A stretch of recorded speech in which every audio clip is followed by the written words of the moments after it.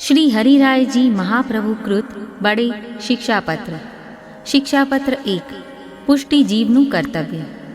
જેનું મન સદાય સંસારથી કંટાળેલું રહે છે, જેનું ચિત્ત શ્રી કૃષ્ણના દર્શન માટે આર્ત રહે છે, જે લૌકિક વૈદિક કાર્યો આસ્થા વગર કરીએ જાય છે, જે પોતાની વાણીને નિયમમાં રાખે છે તથા ખપ પૂરતું જ બોલે છે, આવો વૈષ્ણવ પોતાના મનમાં એટલે કે ભગવાનની સર્વલીલાની ભાવના એક પછી એક કરે।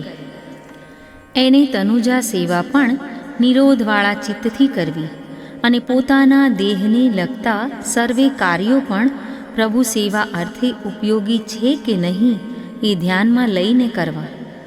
જેવી રીતે સાધનોની રક્ષા કરવામાં આવે તેવી જ રીતે આવા કાર્યોની રક્ષા પણ એ દ્રષ્ટિએ જ કરવી। પત્ની વગેરેમાં સ્નેહ રાખવો તે પણ સેવાના હેતુથી જ। જેમ પ્રભુની સાથે સંબંધ ધરાવતી ન હોય તેવી વસ્તુઓનો ત્યાગ કરવો યોગ્ય છે, તેમ કોઈ પ્રતિકૂળ પત્ની વગેરેનો ત્યાગ કરવો એ પણ યોગ્ય છે। ધન માટે ઈચ્છા રાખવી નહીં। ધનનું રક્ષણ કરવામાં આવે તે પણ સેવા માટે એ ઉપયોગી છે એ દ્રષ્ટિએ જ। અને લગ્ન વગેરે કરવામાં ધન ખર્ચવામાં આવે તેમાં પણ વધુ એટલે કે સ્ત્રી સેવામાં ઉપયોગી થશે એવી પ્રભુ સેવાની ભાવના ચિત્તમાં રાખવી। અરે ભગવાનના સંગીઓનો સંગ પણ પોતાના પ્રાણથી પણ પ્રિય એવા ઠાકોરજીની વાર્તા નિમિત્તે જ કરવો, બીજા લૌકિક લાભ માટે નહીં। સેવાનો સમય ન હોય ત્યારે એ સમય પ્રભુના વિયોગનો અનુભવ કરવામાં ગાળવો। શ્રી ઠાકોરજીના સ્વરૂપમાં સાક્ષાત શ્રી કૃષ્ણચંદ્રની ભાવના કરવી। જો એવી ભાવના રાખવામાં આવે તો સાક્ષાત પ્રભુના દર્શન થાય। માટે ભગવાનના સ્વરૂપનો સ્પર્શ તેમજ સેવા સંબંધી બધી જ ક્રિયા અને એવી જ રીતે દેહ સંબંધી હરેક પ્રકારની ક્રિયા પણ સાક્ષાત પ્રભુ સાથે જ કરું છું એવી ભાવનાથી કરવી। પ્રભુ ભાવાત્મક છે એમનો અનુભવ ભાવ વડે જ થઈ શકે, ભાવ વગર ન થાય। શરૂઆતમાં હૃદય અતિશય અશુદ્ધ છે, તેથી તે મૂર્તિ સ્વરૂપમાં પ્રવેશ કરી હરિભક્તને પોતાનો અનુભવ કરાવે છે।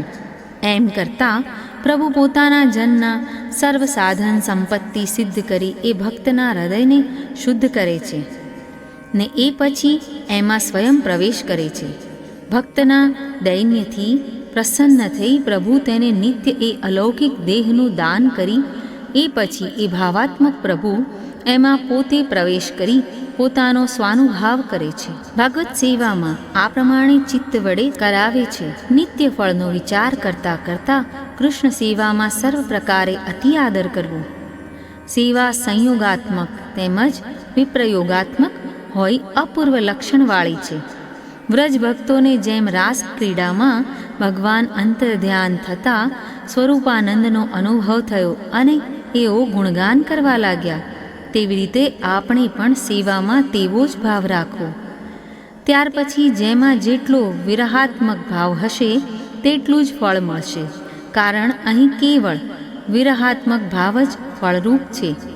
કદાચ ફળની આશા હોય તો પણ શ્રી ઠાકોરજીના મુખ કમળનું હૃદયમાં ચિંતન કરવું, કારણ સદાનંદ કૃષ્ણ જે ફળરૂપ છે તે તો ભક્તના ભાવાત્મક છે।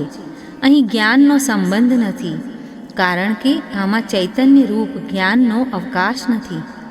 શાસ્ત્રોમાં જે પુરુષોત્તમ તરીકે પ્રસિદ્ધ છે, સુપ્રસિદ્ધ છે, તે જ સચ્ચિદાનંદ રૂપ છે।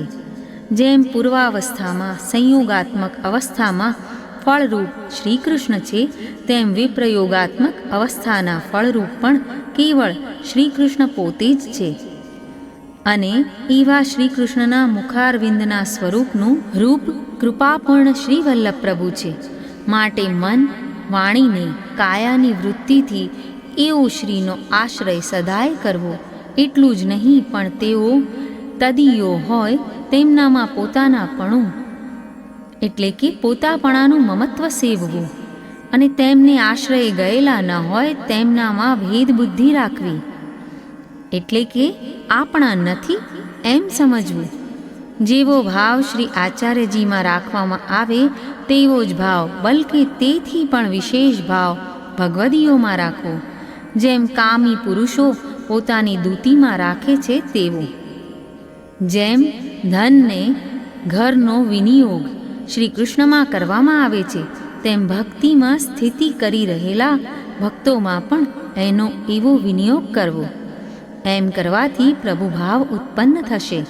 જો ભગવદીઓ પોતે પ્રસન્ન થાય તો શ્રી કૃષ્ણ પણ પ્રસન્ન થાય, એ નિશંક છે. પરંતુ કાળ બળથી ભગવદીયને બદલે કોઈ વંચકના હાથમાં સાધારણ જીવ ફસાઈ ન જાય, તે માટે એવા ભગવદીયના લક્ષણ શ્રી હરિરાયજી કહે છે કે એવા ભગવદીઓને શ્રી આચાર્ય ચરણમાં દ્રઢ આશ્રય ભાવ હોય છે, તેવા ભક્તો અનન્ય ભાવ વડે પ્રભુનું ભજન કરે છે, સદા સંતોષી હોય છે તથા કામ લોભથી રહિત હોય છે. તેમજ એમનામાં કોઈ પણ પ્રકારની અપેક્ષા વૃત્તિ હોતી નથી. એટલું જ નહીં, પણ એઓ વિરક્ત લૌકિક કાર્યમાં રાગ વગરના અને ભગવત કાર્યમાં વિશેષ રાગ એટલે કે પ્રેમવાળા હોય છે.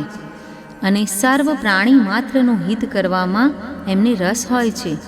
એઓ ઈર્ષ્યા રહિત હોય છે અને શ્રી કૃષ્ણની સેવા કરવામાં પૂર્ણ આદરવાળા હોય છે. જો એવાઓનો સંગ થાય તો એનું ફળ વિશેષ પ્રકારે થાય છે. આવા શુદ્ધ ભાવવાળા ભગવદીઓ જેમનો કૃપાળુ પ્રભુએ સ્વીકાર કર્યો છે, તેમના સર્વ કાર્યો શ્રીમદ વલ્લભાચાર્યજીની કૃપા અને પ્રસન્નતાથી સિદ્ધ થાય છે.